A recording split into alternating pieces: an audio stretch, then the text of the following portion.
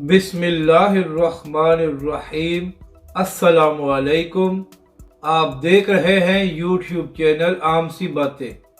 इमरान खान के लॉन्ग मार्च में मुसल्लह जत्थों की शिरकत का खदशा, फवाद चौधरी इसी को मकाफात अमल कहते हैं।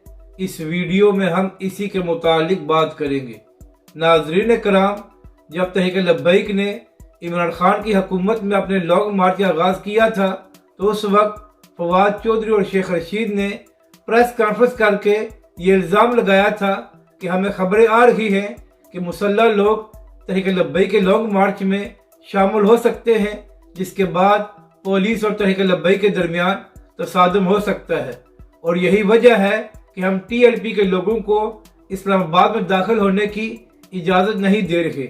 हालांकि नाज़रीन कराम सब जानते थे कि इस बात में कोई हकीकत नहीं है, मगर इसके बावजूद तहरीक लब्बैक और अल्लामा साद हुसैन रिजवी के खिलाफ ये झूठा प्रोपेगेंडा किया गया।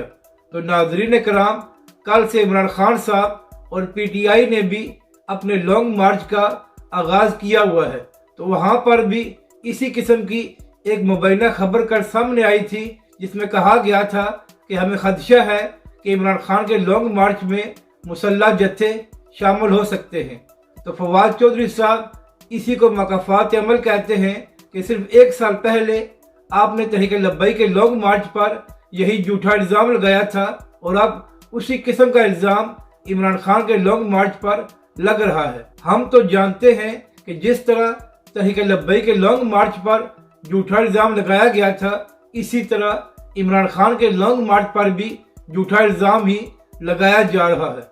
आपको दिखाना यह था कि वक्त किस तरह बदल जाता है कि जो कुछ आप तहरीक लब्बैक के खिलाफ करते रहे हैं, आज वही कुछ आपके साथ हो रहा है।